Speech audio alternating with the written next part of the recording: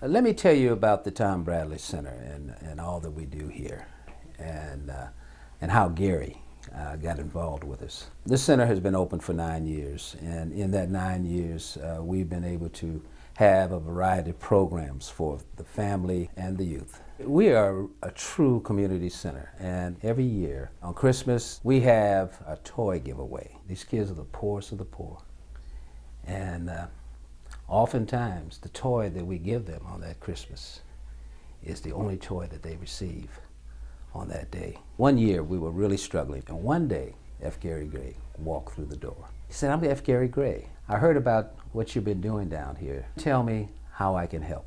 I went on to tell Gary about the program, and I told him about our toy giveaway.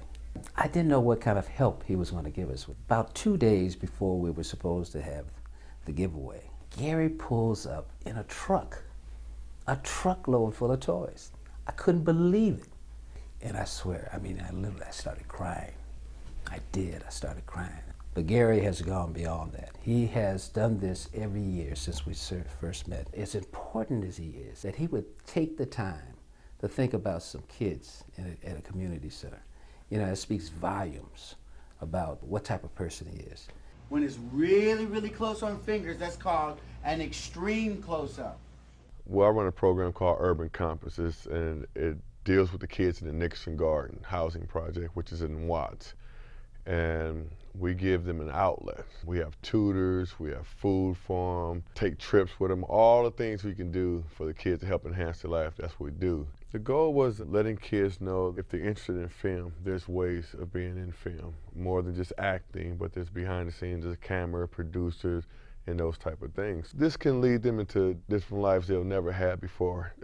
Now being exposed to film and arts at such an early age, you can go into that direction. But we've also had other kids that have dropped out of our program. Quindarius, he's going to the 4th grade, he's been in jail. Arthur quit coming around and being involved, and this past weekend he was in jail. But it's the fact that the kids in the 7th, 8th grade, when they're not engaged to this right here, what we're doing, the possibilities that could happen. If you're living in a bad situation, most people think, well, this is what it is and this is what it has to be and that's it.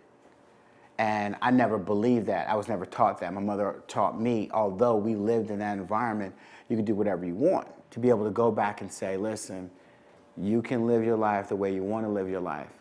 And yeah, it will be hard, but it's possible. I think that's what people want to hear, is what these young kids want to hear, and they want to know that if I decide I want to change my reality, I can. And I'm living proof of it on every level from top to bottom. When they ask where are you coming from, when they say South Central Los Angeles, they're really, really, flabbergasted by that right there. It's like, hey, you know what? He can do it, so can I. All it takes is just, okay, we know you see this life and this type of lifestyle every day. Here's something a little different, and you have a choice. That's all I want to do, is just provide the choice. I frankly don't think that I would be here if someone hadn't done it for me. He told me a story about the fact that when he was a young man, that he went to a community center.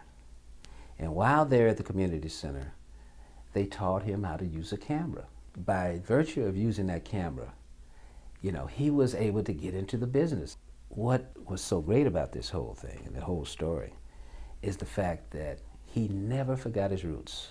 I've been lucky, I've worked hard, I've been given a lot, and I feel like it's important to actually make an impact if you can make an impact.